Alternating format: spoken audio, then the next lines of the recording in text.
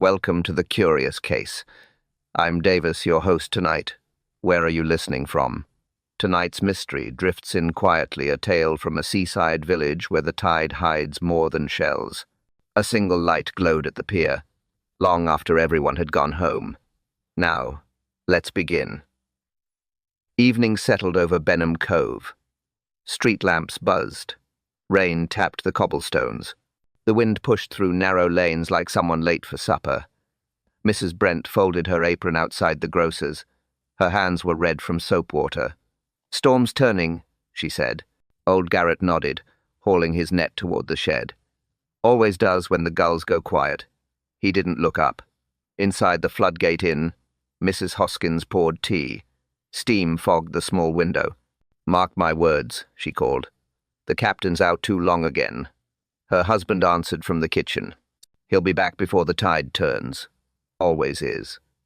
Miss Marple sat by the fire, knitting steady rows. Her eyes weren't on the yarn. They followed the movement of people more than the pattern in her hands, a habit she never quite lost. The fisherman's boy burst through the door. Wet hair, bare feet. "Captain Shaw's light's still on," he said. Everyone paused. Mrs. Hoskins frowned. "This late?" Garrett grunted. "That man listens to tides like they talk back." Miss Marple set her needles down. "Some men," she said quietly, "don't know when to come in from the wind." The boy looked uneasy. He said the sea was whispering tonight. The room fell still. Only the fire crackled. Somewhere outside, a sign creaked on its chain. Garrett broke the silence. Best leave him be. The pier's his church. He left it at that. Mrs. Hoskins went to close the shutters. Her hand stopped halfway. Something flickered near the pier steps. A small light, moving. She blinked. Gone. The wind rose again. Miss Marple's eyes shifted to the window. Calm faces, busy hands. But under it all, something off. Routine felt too quiet tonight. She didn't notice what was missing, yet. Morning came grey and damp. The storm hadn't broken yet, only softened its voice. Mrs. Brent stood at her shop door. Bucket, mop. Same routine as always. Across the lane, Garrett smoked his pipe under the awning. "You heard him last night?" she asked. "The captain?" Garrett nodded once. Voices carry when the tide's high. Mrs. Hoskins joined them, wiping her hands on her apron. "Voices?" she asked.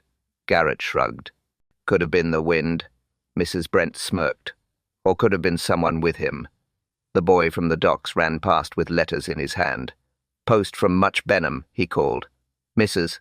Hoskins turned sharply. "Any for the inn?" He nodded.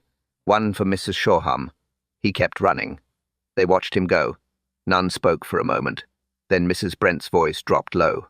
"Her letters don't come from the post often." Garrett grunted. Captain wouldn't like it. Inside the inn, the breakfast room was quiet. Plates clinked. Miss Marple stirred her tea, listening without looking. Every village had its rhythm. Every rhythm had its noise underneath. Mrs. Hoskins poured another cup. "Strange thing," she said. "Mrs. Shoreham never eats before 9. Was awake at dawn today. Out by the phone." Garrett's voice drifted from the doorway. "She had reason, I reckon. Tide comes in early today." "Mrs." Brent laughed lightly, too lightly. "Maybe she's waiting on someone who doesn't belong here." Miss Marple looked up. Her eyes caught the smallest detail, a wet footprint near the side door. Too large for Mrs. Hoskins, too fresh for the morning. Outside, the gulls circled low over the pier. The air smelled of iron and tar. Garrett leaned on his stick, squinting toward the water. "Pier's too quiet," he muttered. "No one," answered. Miss Marple folded her napkin, her voice calm. "People talk to hide things," she said. "Silence means they've run out of safe lies." The window rattled once, then stillness. Something was shifting in Benham Cove, and everyone felt it. By late afternoon, the wind changed again. It came sharp off the water, bringing that metallic scent only storms carry. The gulls had gone. Not a sound came from the pier. Miss Marple walked slowly along the path beside the harbour wall. Her umbrella tapped the stones. Rain clouds pressed low, the color of old pewter. She stopped near the mooring posts, noticing something small that caught the light. A glove, silk, dark blue, half buried in the wet shingle. She bent to pick it up. The fabric was damp, but not from rain. Salt crusted the edge. Someone had dropped it recently. Mrs. Hoskins came hurrying from the inn door, shawl clutched tight. "Miss Marple, you'll catch your death out here." Miss Marple turned the glove over in her hand. "Whose is this?" Mrs. Hoskins frowned. "Looks like Mrs. Shorham's. She wore blue at supper last night." The older woman nodded, thinking. "Has she been out this morning?" "Only to make a call," Mrs. Hoskins said. "Used the phone by the stair." After that, straight to her room. They both looked toward the pier. The tide was higher than usual, licking at the lower posts. A lantern still hung from the gate. Its flame was low but steady, though no one had lit it since last night. Inside the inn, the smell of damp rope filled the hall. Someone had set a pair of boots to dry near the stove. Not Captain Shoreham's, they were smaller, lighter, with flecks of tar along the sole. Miss Marple bent slightly, tracing the print in the dust by the mat. It faced inward, not out. Someone had come in from the pier early. Someone careful. Mrs. Hoskins sighed. "The whole place smells of the sea today. It never does." Miss Marple's tone was mild. "Salt follows secrets, Mrs. Hoskins. It clings longer than truth." A door opened above them. Mrs. Shoreham appeared on the landing, pale and strained. Her hands gripped the rail. "Is there news?" she asked. "Of Daniel?" Her voice cracked on the name. "None yet," Miss Marple replied. "But perhaps we should speak." The young woman shook her head sharply. "I've nothing to say." Then she turned and vanished into her room. Miss Marple's gaze returned to the glove in her hand. A fine tear marked the wrist seam, the same side that had touched seawater. From the parlour came a faint sound, a ticking, not the clock. A pocket watch, lying open on the mantel. It wasn't there an hour ago. Its face was cracked, hands frozen at 10:42. Mrs. Hoskins blinked. "Whose is that?" "Captain Shoreham's," Miss Marple said quietly. "But he took it with him last night." They stared at the small circle of glass, salt mist on the edges, a faint smell of oil. Someone had moved it, recently. The dining room glowed with low light. Plates steamed. Cutlery clinked softly. It should have been comfort. It wasn't. Mrs. Hoskins moved between tables, trying to keep her smile steady. "More pudding, Reverend?" He nodded absently, eyes on the window where rain slid down the glass like thin silver threads. Mrs. Shoreham sat stiffly beside the hearth. Her hands stayed folded too long around her fork. She hadn't touched the stew. "Captain always hated wet weather," she said quietly. Garrett grunted. "Seamen don't hate weather. They hate waiting." "Across the table, Mrs." Brent lifted her teacup. "Strange, though," she said, the lantern still burning on the pier. The sound of rain filled the pause that followed. No one answered. Edward Price sat opposite her, pale and fidgeting. He pushed peas around his plate with the side of his knife. "Perhaps he forgot it," he muttered. "Perhaps," Mrs. Brent said too quickly. Her eyes didn't leave him. Miss Marple spooned her soup without hurry. Her gaze moved from face to face, measuring words against silences. No one looked comfortable. No one looked innocent. A log cracked in the fire. Everyone jumped. Even Mrs. Hoskins. She laughed too loud afterward. "The wood's damp, that's all. Nothing to startle over." But her hand shook when she set the tray down. Mrs. Shoreham rose suddenly. "I think I'll retire early." Her voice sounded brittle. "Of course, my dear," the Reverend said kindly. She left her napkin on the chair, folded twice, as if to remember something. Price watched her go. His jaw tightened. He reached for his glass and missed. Water spilled across the cloth. "Clumsy," he muttered. No one offered to help. Garrett's voice broke the silence. "The tide's highest at 10. Miss Marple's knitting needles stopped mid-stitch. Her tone was mild. "You keep close track." Garrett shrugged. "Every fisherman does." Mrs. Brent smiled thinly. "Not every fisherman lives to tell what he knows." Her spoon scraped the bottom of her bowl. A small sound, sharp in the quiet room. Miss Marple looked to the window again. Through the streaked glass, the pier glimmered faintly under the lamps. Something swayed near the gate, a shadow, or someone's coat. She couldn't tell which. The clock on the wall ticked louder than before. Then came a knock. One. Firm, unexpected. Every head turned toward the door. The sound echoed once, and didn't come again. The knock faded. No one moved. Only the sound of rain filled the silence. Then Garrett stood. "I'll see who it is," he said. The wind pushed the door half open. No one there. Only mist, and the faint smell of tar. He closed it slowly. "Must have been the latch," he muttered. No one believed him. Mrs. Hoskins forced a smile. "Well, that's supper ruined. For nerves." She gathered plates with shaking hands. Her husband tried to help, but she brushed him off. "I've got it," she said too sharply. Miss Marple glanced toward the corner table. The captain's chair sat empty, his glass half full, untouched since the start. A small ring of water marked the cloth where condensation gathered. Mrs. Shoreham came down the stairs moments later. She wore her coat now, face pale, eyes restless. "I can't just sit here," she said. "I'll fetch him from the pier myself." "Best not, miss," Garrett warned. "Sea's angry tonight." She shook her head. "Daniel never listens to warnings. Someone has to bring him in." Price stood quickly. "I'll go," he said.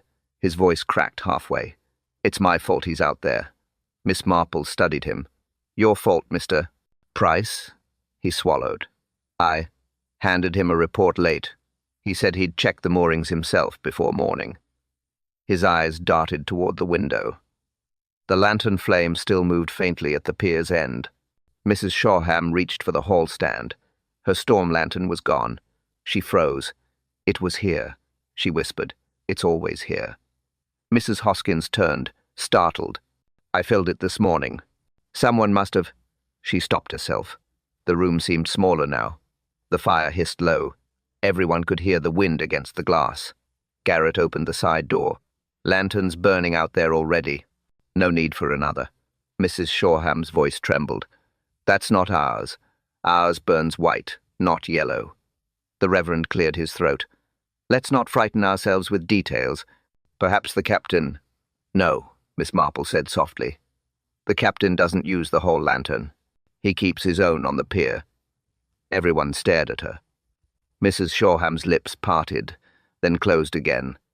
Something unspoken hovered behind her silence. Price moved first. "I'll check." The path.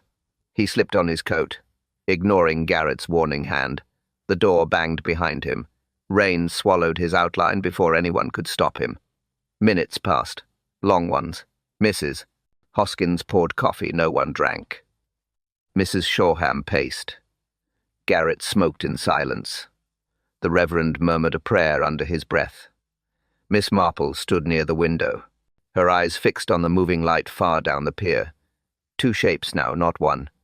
The lantern and something beside it. She turned toward Mrs. Shoreham.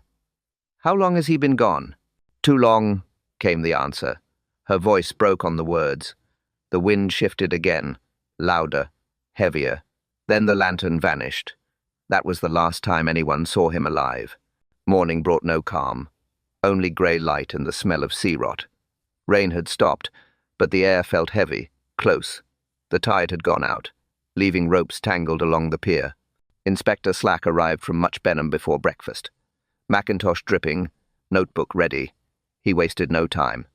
"Body's been found," he said flatly. "Wedged beneath the pier. Mrs. Hoskins gasped. Mrs. Shoreham sat down without a sound. Miss Marple stood by the window, calm but watchful. The inspector's tone stayed brisk. "Tell me everything from last night, from supper to the moment he left." Garrett cleared his throat. "He went out after seeing that light, said some fool had left a boat loose." "And no one followed?" Slack asked. "No one dared," Garrett said. "Sea was wild."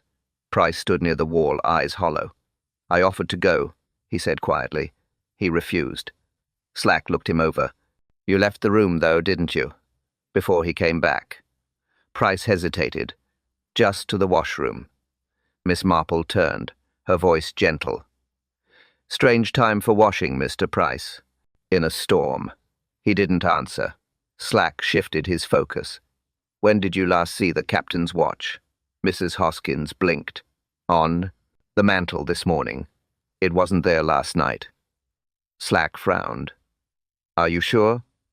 Positive, Miss Marple added softly. The glass is cracked, and it smells of oil. Slack sniffed the air himself. A faint tang tar and machine grease. He noted it quickly. Any other items disturbed? Mrs. Hoskins nodded toward the hall. The lantern. It's gone. Taken when? No one knows, she whispered. The inspector opened his notebook again. Footprints? Garrett spoke up. Found one near the pier gate. Large boot. Facing seaward. Seaward, Slack repeated. Garrett nodded. Like he was pulling, not walking. Miss Marple's eyes narrowed slightly. The tide was still rising then, she said. Odd direction for a man fighting wind and water. Slack gave her a short look. You've noticed something, haven't you? Only that the glove we found, she said, was damp with seawater, yet the storm hadn't reached that far up the path. She placed it gently on the table. Dark blue silk. Salt still shining faintly on the edge. Mrs. Shoreham looked away. Her hands trembled. I lost one last night, she murmured. By the stairs. Slack raised an eyebrow. Then how did it end up on the beach? No one spoke. The only sound was the creak of the inn sign outside.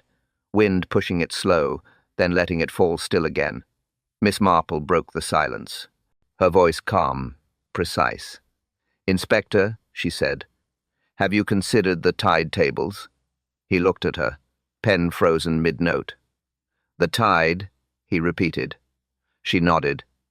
Yes, because if his watch stopped at 10:42, then the sea should have been halfway down the steps. Slack stared at her. The logic cut through the air like a cold blade. Which means, she said quietly, the captain died somewhere else, before he ever reached the water. The inn grew quieter after the inspector left for the pier. Only the ticking clock and kettle hiss broke the silence. Miss Marple stayed seated at the table, her knitting untouched. Mrs. Hoskins poured tea but didn't drink. Her eyes flicked toward the hallway, then back again. You think he was murdered, don't you? Miss Marple didn't answer at once. Murder is a strong word, she said. But when truth hides, someone always put it there. Garrett came in, boots muddy, face tight. Police are turning the beach over already, he said. They'll find more than they expect. Miss Marple looked at him steadily. You sound certain, Mr. Garrett.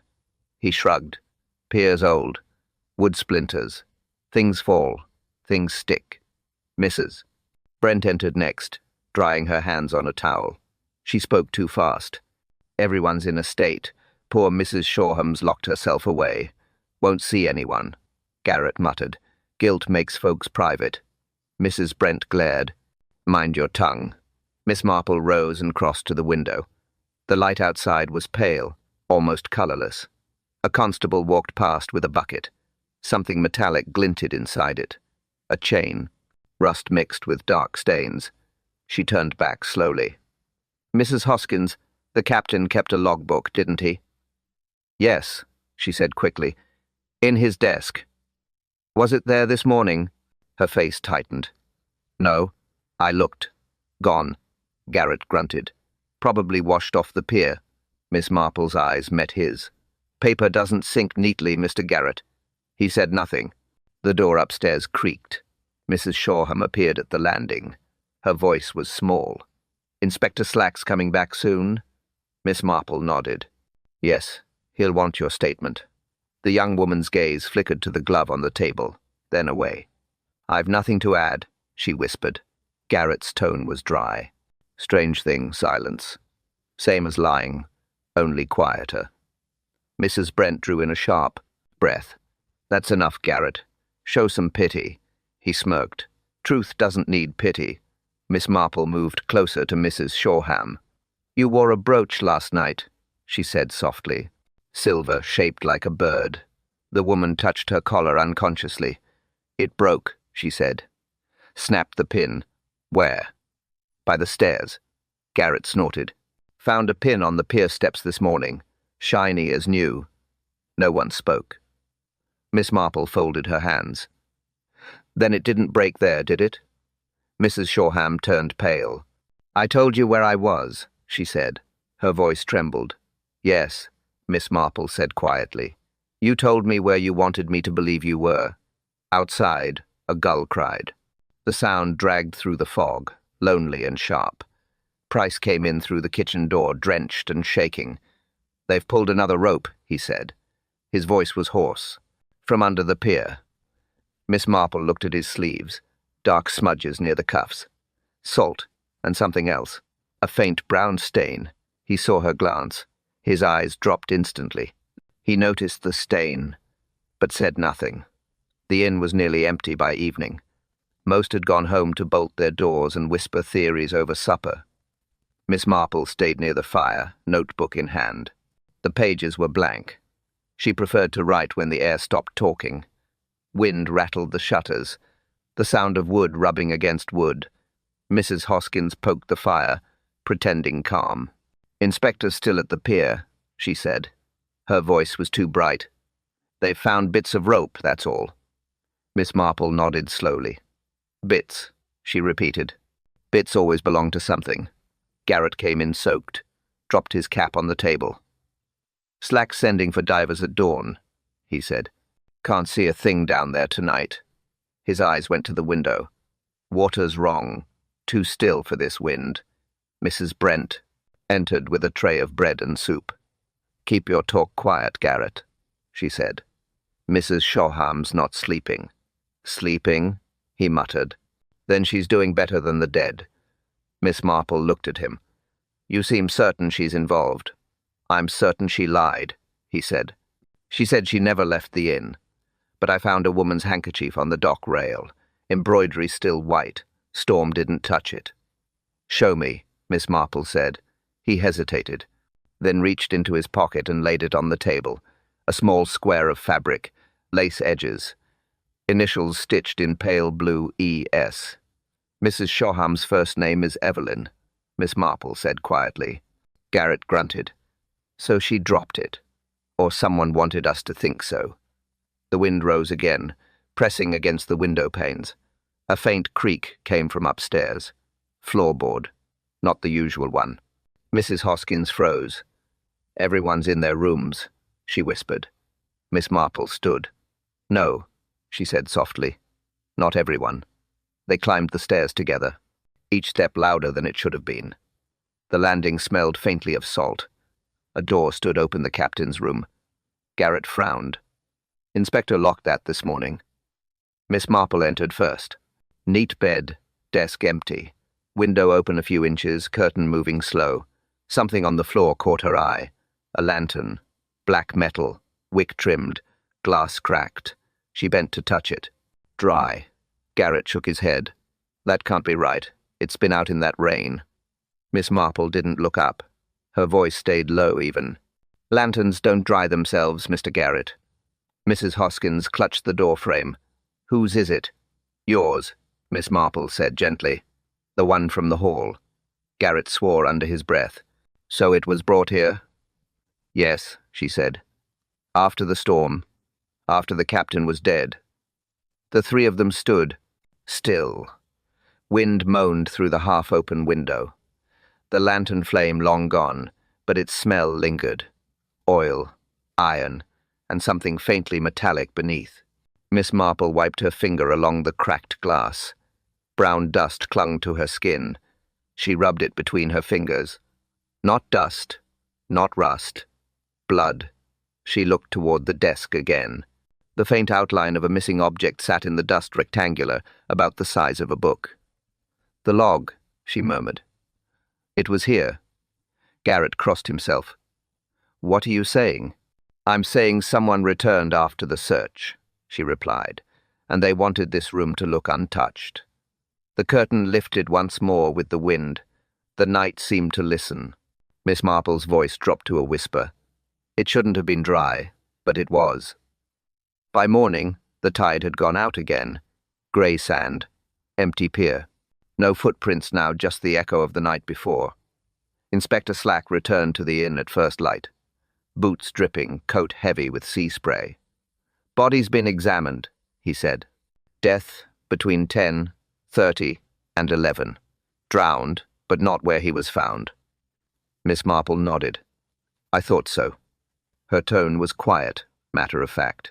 She pointed to the captain's watch on the table. "Still stops at 10:42, doesn't it?" Slack frowned. "Yes." He opened it again. The cracked glass caught the morning light. Salt inside the casing must have hit the water soon after. Garrett shifted beside the window. "Then it happened fast," he said. "Wave pulled him in." Miss Marple turned to him. "No waves that night, Mr. Garrett. Wind, yes, but tide was calm." Mrs. Hoskins spoke from the doorway. "Maybe the watch slowed before it stopped." "Watches don't hesitate, Mrs. Hoskins," Miss Marple said. "People do." Slack began pacing. Where was everyone at that time? Mrs. Shoreham stood near the stairs, pale, tense. "In my room," she said, praying. Miss Marple's eyes softened. "Alone?" She hesitated. "Yes." "Not quite," Garrett muttered. He lit his pipe. "She was at the back door before supper. I saw her talking to Price." Price looked up sharply. "That's not true." Garrett's jaw tightened. "Then how'd her handkerchief end up by the dock?" Silence fell. Slack's gaze darted between them. "One of you's lying," he said. Price swallowed hard. "I went out after the knock. Found the door swinging. Thought I saw someone by the steps. Maybe her. Maybe not. Mrs. Shoreham's voice trembled. "I never left the inn." Miss Marple tilted her head slightly. "Then your brooch pin must have walked there by itself." She reached into her pocket and placed the small silver bird on the table. "See. Stained. Bent." Mrs. Shoreham stared at it like she'd seen a ghost. Slack's voice grew firm. "Where did you lose this?" I don't remember," Miss Marple replied gently. "You said it broke near the stairs." The younger woman's lips moved, but no sound came. Price exhaled slowly. She was scared. We all were. "Of what?" Miss Marple asked. "Of him," Price said. "He'd found something. In his logbook. Said it had ruined someone before dawn." The room went still again. Garrett's eyes flickered. Slack caught it. "You know what that means," he said. "I don't," Garrett answered too fast. Miss Marple leaned closer to the watch. "The salt lines don't make sense," she said. Slack looked confused. "Explain." "If it stopped in water," she said, "the pattern would be even. But see, half the glass is clean. The other half corroded." Mrs. Hoskins gasped. "Then it wasn't dropped in." "No," Miss Marple said softly. "It was placed there." Slack looked from her to the table, his voice lowered. "Placed after death?" She nodded. "After the killer thought it safe." Price rubbed his hands together. "The captain always set his watch by the tide. Once at dusk, once at dawn." Miss Marple looked up sharply. Her eyes met his. "Twice?" He froze, then nodded slowly. "Yes. 10:42 last night. Then again this morning when we found it." She smiled faintly. "The watch stopped twice. Once for him, once for her." The rain returned before noon, soft at first, then steady. It pattered against the inn's windows like fingers asking to be let in. Inspector Slack had gone to file his report. Only Miss Marple remained in the parlour. A low fire burned, throwing weak light against the walls. Mrs. Shoreham stood nearby, staring into the flame as if it might burn away thought itself. Miss Marple spoke first. "Storms bring out the truth, my dear. They wash away what people hide." Mrs. Shoreham's voice was barely audible. "I've nothing to hide." The old woman didn't argue. She simply placed a small envelope on the table, cream paper, edges worn, E.S. written neatly in blue ink. Mrs. Shoreham froze. "Where did you get that?" "It was under the captain's pillow," Miss Marple said. Inspector missed it. His eyes are sharper for crime than for love. The younger woman trembled. Her hand reached for the letter but stopped halfway. "I wrote it," she whispered. But he never answered. Miss Marple's tone stayed kind. "Did he know it was from you?" "I think so." A pause. "Maybe I hoped he didn't." Rain drummed harder now. The clock ticked in the stillness between words. Mrs. Shoreham sat down slowly, clutching the edge of the table. "I met him before he married, years ago. He promised nothing, but I thought—" Her words fell away. Miss Marple waited. Silence filled the gaps with truth. "I came back here after his wife died," Mrs. Shoreham said. "He avoided me, pretended not to remember. But he did. I saw it in his eyes." She swallowed hard. "He asked me to meet him by the pier last night. Said he needed to explain." Miss Marple looked up. "Explain what?" "He'd found her letters," she whispered. "His wife's. Hidden in a drawer. Said they mentioned a name. Mine." The old detective didn't move. Her voice barely rose above the rain. "And you went?" "Yes, I went. But he wasn't there." She closed her eyes. "When I saw the lantern burning, I thought he'd fallen. I ran halfway down the path, then stopped."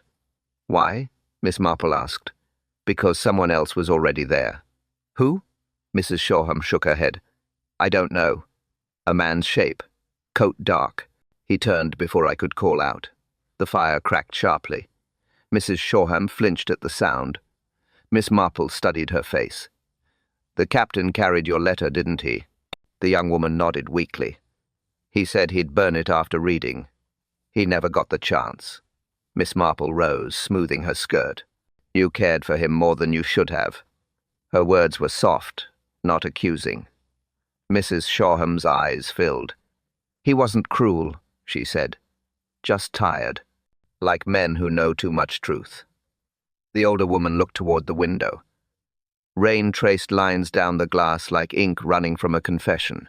"She had loved him once," Miss Marple murmured, "and maybe still did." By afternoon the rain had cleared. Grey sky, damp air. The village smelled of salt and smoke. Inspector Slack returned, boots muddy, temper short. "They've searched the pier again," he said. "No sign of the logbook, no new prints, just rope fragments and a bent nail." Miss Marple nodded. "Objects rarely tell lies, Inspector." "People do." Garrett sat in the corner, pipe unlit, eyes narrow. He hadn't spoken since morning. Mrs. Brent poured tea and tried to sound casual. "Will there be another inquest, Inspector?" Slack ignored her. He looked at Price instead. "You were the last to see him alive." Price stiffened. "I told you I went outside after the knock." Slack's tone hardened. "Then why did Mrs. Shoreham see you by the dock before supper?"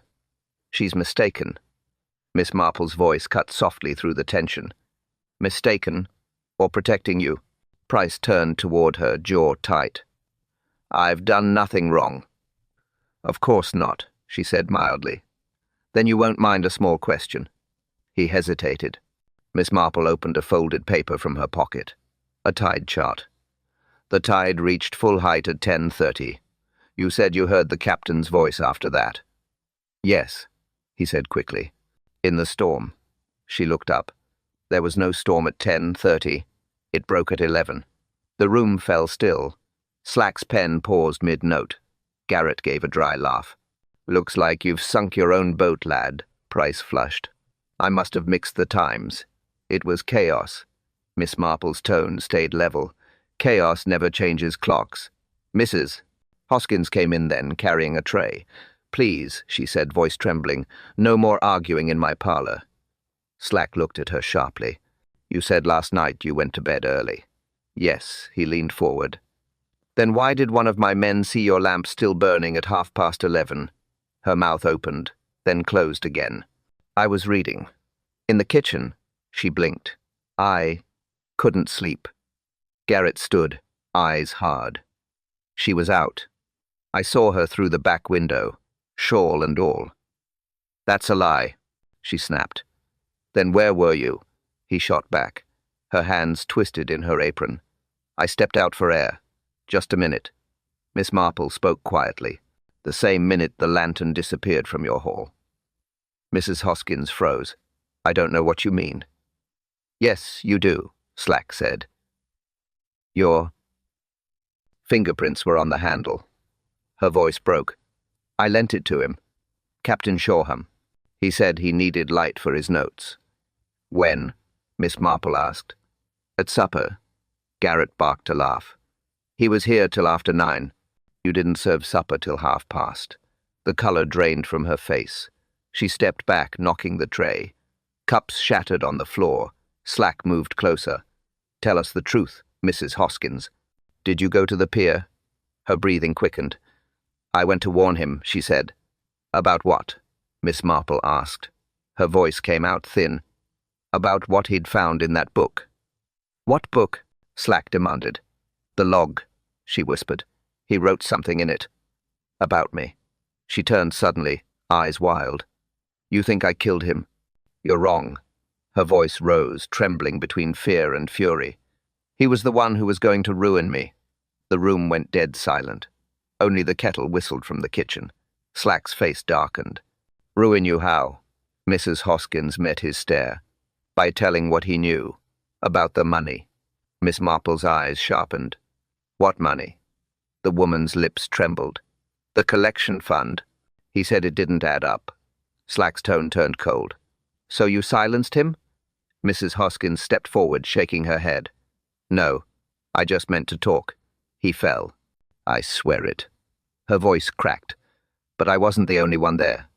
She looked toward Garrett. For the first time, fear flickered in his eyes. The power in the room shifted. Slowly, silently.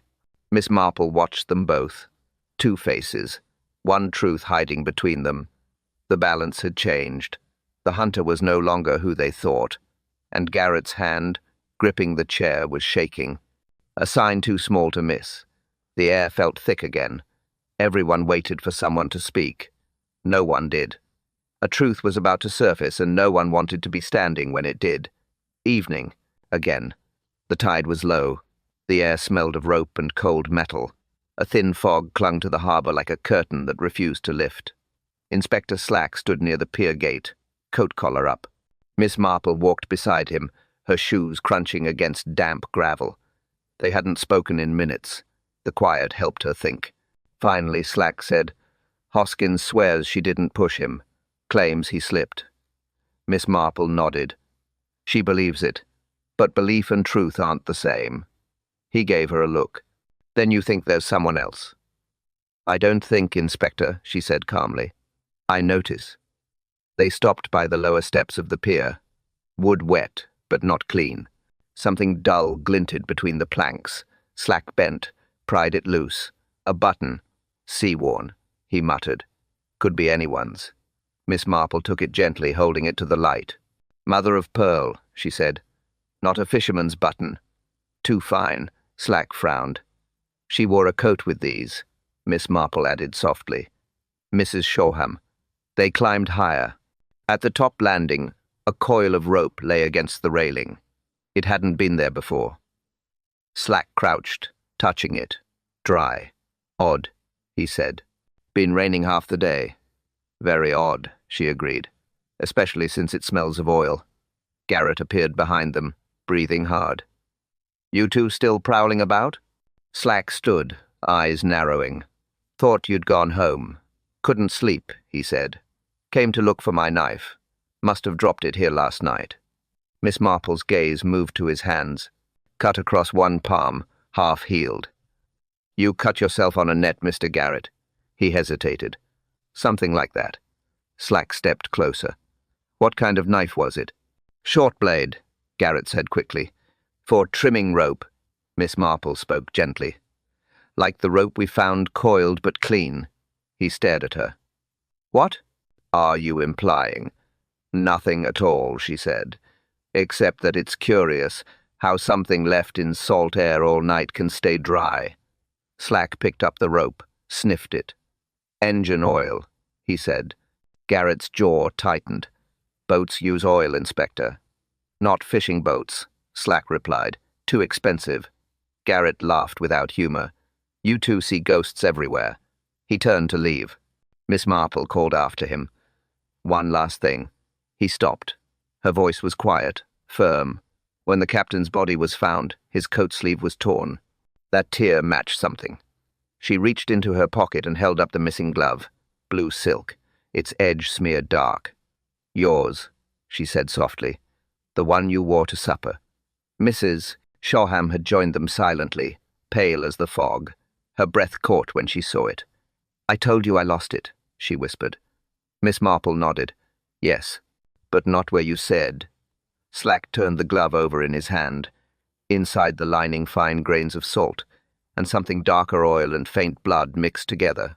He looked up slowly. "Whoever handled this," he said, "handled the captain too." Garrett's face went still. Too still. His pipe dropped from his hand and rolled toward the edge of the pier. Mrs. Shoreham's eyes widened. Her voice trembled. "I told him to meet me, but he never came. Someone stopped him first." The fog thickened, hiding the water below. Slack stared at the glove in his palm. Miss Marple's voice was barely a whisper. That's when she saw the salt. By nightfall, the inn felt colder than the wind outside. The lamps were low. The fire burned small. Everyone sat close, but not together. Inspector Slack stood at the head of the table. Miss Marple beside him, hands folded. He cleared his throat. "Best we settle this before the night's through." "Mrs." Hoskins wrung her apron. Mrs. Shoreham stared at the floor. Garrett leaned back in his chair, jaw tight. Price kept to the corner, eyes red from lack of sleep. Slack began. "The rope found on the pier wasn't from any fishing boat. It was cut-clean machine, oiled, used to secure crates, not nets." He looked directly at Garrett. "Crates you handle for delivery, isn't that right?" Garrett didn't answer. Miss Marple's voice came softly. "You work part-time for the shipping office. Same boats that store fuel barrels near the lower wharf." He nodded once. "Honest work." "Of course," she said. "But tell me, why were your gloves in the water?" He frowned. "My gloves?" "The pair you wore yesterday. They're hanging by your shed, still dripping." A murmur rippled through the room. Garrett's eyes flicked to the window. "They got wet from hauling rope," he said. Slack stepped forward. "The rope that stayed dry all night?" The silence stretched. Only the clock ticked. "Mrs." Hoskins broke first. "Tell them, Garrett. For heaven's sake, tell them." He slammed his hand on the table. "Tell them what? That I found him dead? That's no crime." Price flinched. "You saw him?" Garrett glared. "I went to the pier after the light went out. He was already face down, lantern on its side. I thought, what's the point calling anyone?" Miss Marple's tone was calm. "You thought it better to move the body yourself." He looked at her sharply. "I didn't touch him." "Then how did the oil from your rope end up on his sleeve?" Garrett's mouth opened, closed again. He rubbed his hand across his chin, words failing him. Mrs. Shoreham stood suddenly. "You're lying," she said. "He wasn't dead when you found him." Slack turned to her. "You saw?" She shook her head. "I heard. I was halfway down the path. He called out once, just once." Her eyes filled. Then there was a splash. Miss Marple looked at her gently. "You didn't go to him?" Her voice broke. "I couldn't. I was afraid." "Afraid of Garrett?" She nodded slowly. "He'd argued with Daniel that morning. Over money." Garrett slammed his fist again. "He owed me wages," Slack barked. "You strangled him over it?" "No," he shouted. "I tried to pull him up, I swear. He slipped from my grip." Miss Marple watched his shaking hands, the cuts on his palm, the faint stain under his nails. Her voice lowered. "You used the rope to haul him, not help him." He didn't speak, didn't deny, only stared at the glove still lying on the table. Mrs. Hoskins whispered, "Oh, dear Lord." Price covered his face with his hands. Mrs. Shoreham wept quietly into her sleeve. Miss Marple turned toward the group, her tone calm, unhurried. "Every clue tells a story, but not all stories tell the same truth." Slack looked around the table. His voice cut through the room. "One of you still lies," he said slowly. "And you know who." No one spoke. The room held its breath. Rain tapped lightly on the window again, soft, uneven, like nervous fingers. Inspector Slack waited, but his glare softened. He'd seen guilt before. This one felt quieter. Miss Marple leaned forward. Her voice was calm. Truth doesn't shout, Inspector. It waits until silence feels heavier than lies. Garrett rubbed his face. I told you. I tried to save him. His tone cracked under its own weight. Miss Marple nodded.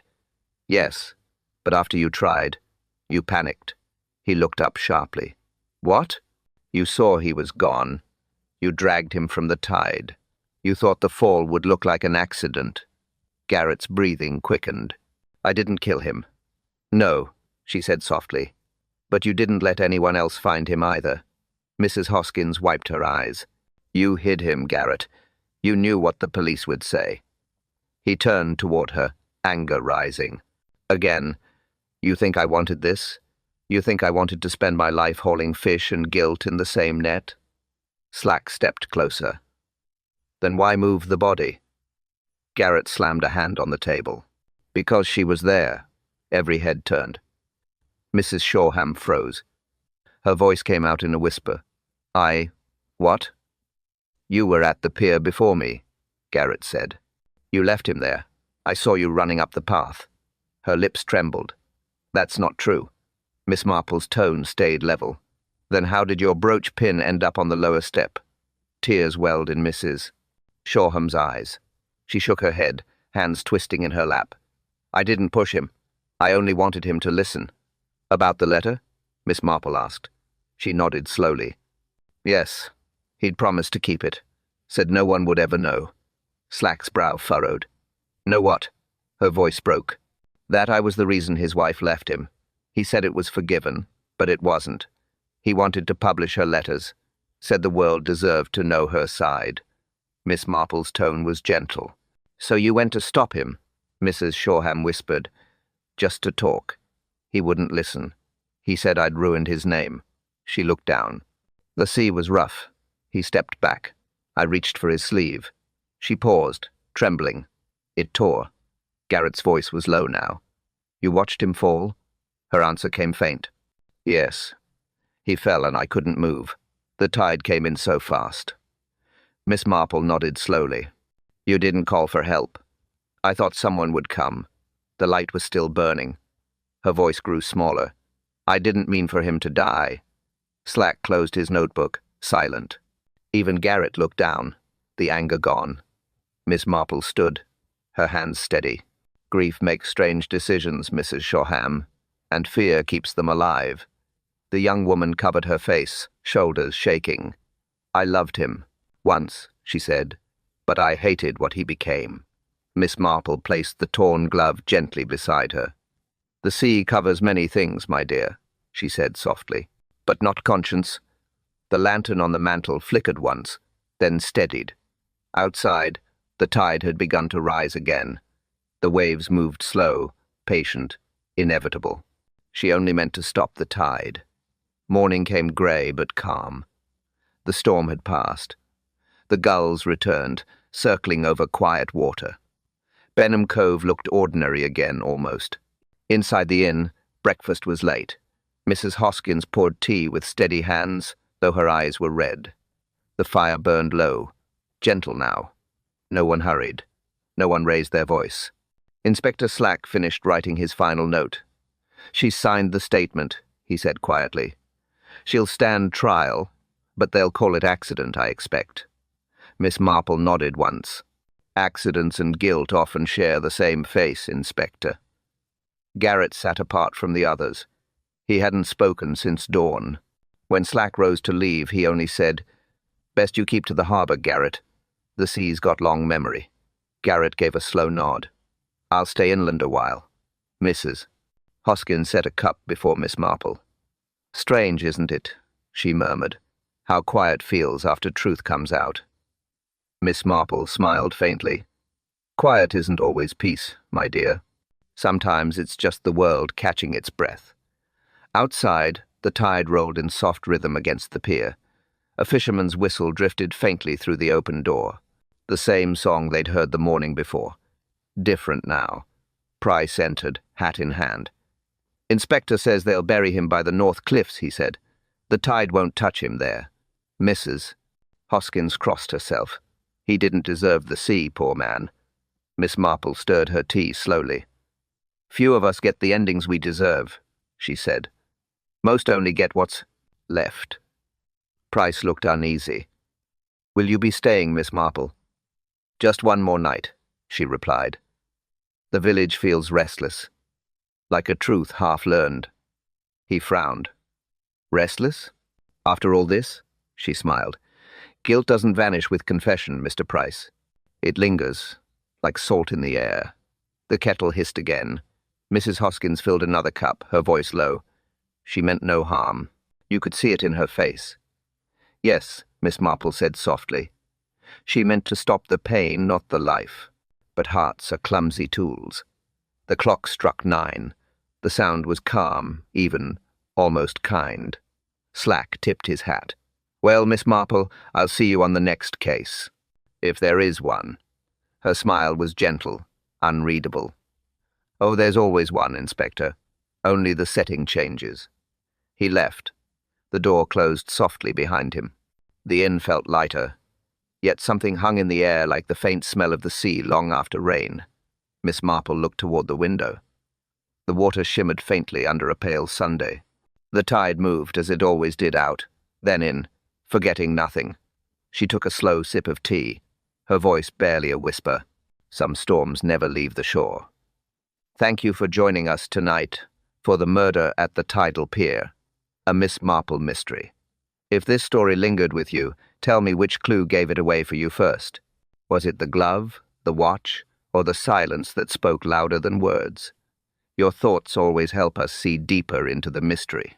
Share them below, and don't forget to subscribe. There's always another secret waiting by the shore. Until next time, may truth cool slower than tea.